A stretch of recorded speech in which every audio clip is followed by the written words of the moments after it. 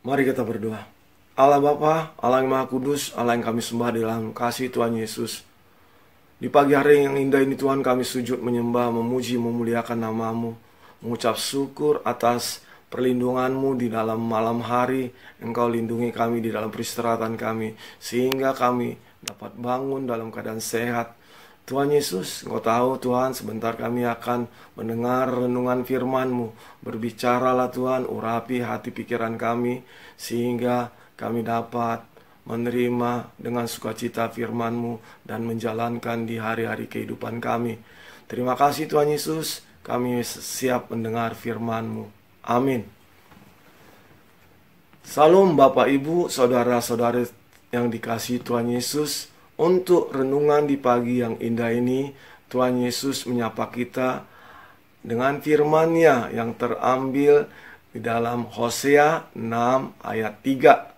Dalam bahasa Batak dikatakan, "Sai mananda mahita, sai ringgas mahita, mangehaki parbino Tuhan di Jahoba. Tudoson buah siang ari do sitong ni habisarna. Jala saena rodo ibana songonuda nene nama mornohi tanoi." Dalam bahasa Indonesia dikatakan, marilah kita mengenal dan berusaha sungguh-sungguh mengenal Tuhan.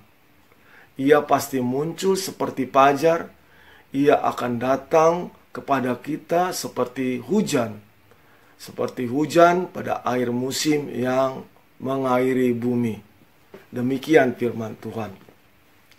Saudara-saudara yang dikasihi Tuhan Yesus Kristus, mengenal Allah yang tidak dapat kita lihat, yang terbaik dalam upaya kita memahami dan mengenal Sang Pencipta, yang dapat kita lakukan adalah membuat persamaan dengan hati yang jernih dan sadar.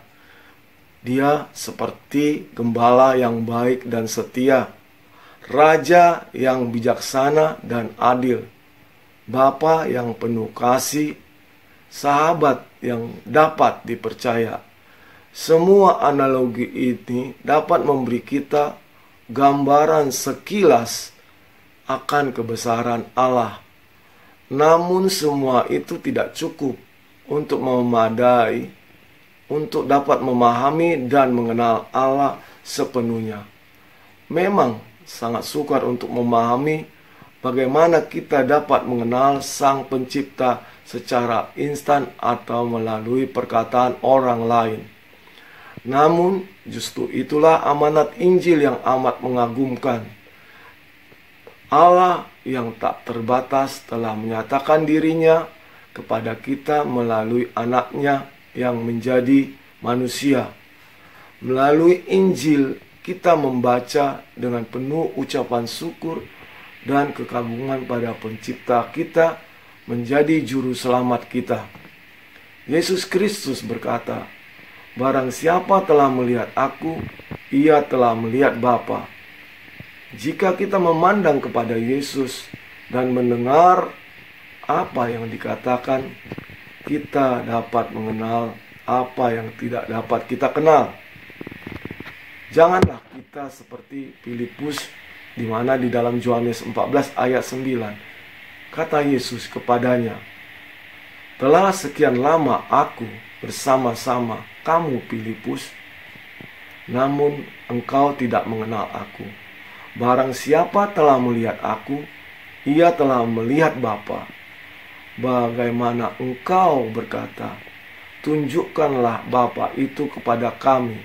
Seharusnya kita dapat seperti Petrus, orang yang mengenal Yesus dengan sangat baik. Dia mengatakan bahwa pengenalan akan Allah dan akan Yesus Tuhan kita akan melimpahi kita kasih karunia dan damai sejahtera. Pengenalan akan Yesus akan memberi kita segala sesuatu yang berguna untuk hidup saleh. Dan pengenalan terhadap pribadi Yesus akan menolong kita mengembangkan karakter yang menunjukkan kepada dunia bahwa kita memiliki hubungan pribadi dengannya. Sebenarnya, Dia telah mengenal nama saudara, saudari dan saya dengan sangat luar biasa.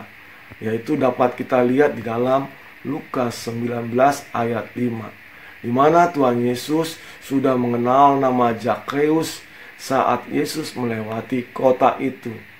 Dia memanggil Zakheus dengan namanya. Ketika Yesus melihat ke atas pohon tempat pria bertubuh pendek itu berada, dia berkata, "Zakheus, segeralah turun, sebab hari ini aku harus menumpang di rumahmu." Meskipun Yesus belum bertemu Zakheus, dia memanggil dengan namanya. Mendengar nama kita dipanggil, berarti kita adalah seseorang. Ketika Zakheus mendengar Yesus memanggil namanya, hal itu membawa dampak yang dramatis dalam dirinya. Perubahan yang luar biasa terjadi, sehingga ia berjanji akan memberikan setengah dari miliknya kepada orang miskin dan akan memberi ganti rugi kepada mereka yang ia peras.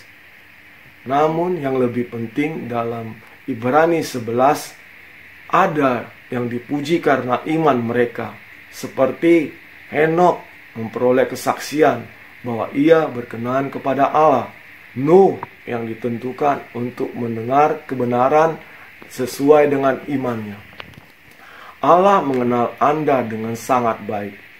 Dia memperhatikan kehidupan Anda, bagaimana Anda menanggapinya itu. Itulah yang akan menentukan tujuan hidup kita di bumi ini. Itu juga menentukan di mana kita akan menjalani hidup ini abadi kelak. Inilah panggilan saudara dan saya. Apakah pada saat ini kita dapat berkata dengan jujur, pada hari ini saya mengenal Yesus secara lebih baik daripada hari kemarin?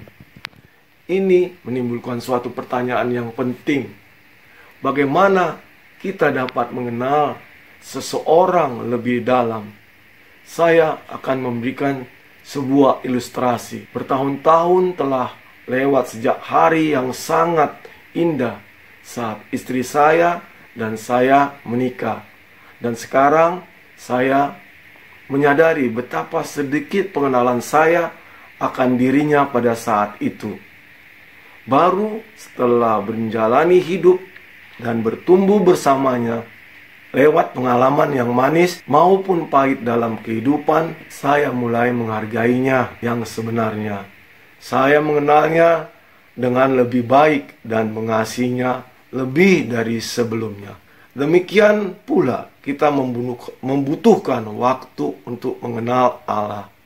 Kita telah mengenal apa yang dikatakan Alkitab tentang Allah Bapa, Yesus Putranya, dan Roh Kudus. Tetapi untuk mengenal Allah secara mendalam, kita harus menerima Yesus sebagai juru selamat kita secara pribadi. Selanjutnya, kita harus mempelajari segala hal tentang Dia dengan membaca firman Allah dan bersekutu dengannya setiap hari. Mengenal Allah berarti berbicara dengan Bapa kita di surga lewat berdoa, percaya, dan taat kepada Tuhan Yesus Kristus, serta bergantung setiap hari pada kuasa dan bimbingan Roh Kudus yang diam di dalam kita. Itulah yang harus kita lakukan untuk mengenal Allah. Kita percaya dan imani bahwa Allah mengetahui setiap pemikiran kita. Di sepanjang perjalanan, kita mengenal dan berbicara dengan Tuhan, mendengarkannya, dan menikmati kehadirannya. Kita percaya pimpinannya, manakala kita dapat melihat apa yang di depan sana. Yang penting bukan hanya tujuan kita, tetapi juga perjalanan kita lalui bersamanya. Saat ini adalah saat yang terbaik untuk mulai berjalan bersama Allah. Karena dalam setiap hari, tiap langkah kita mempunyai arti. Amin.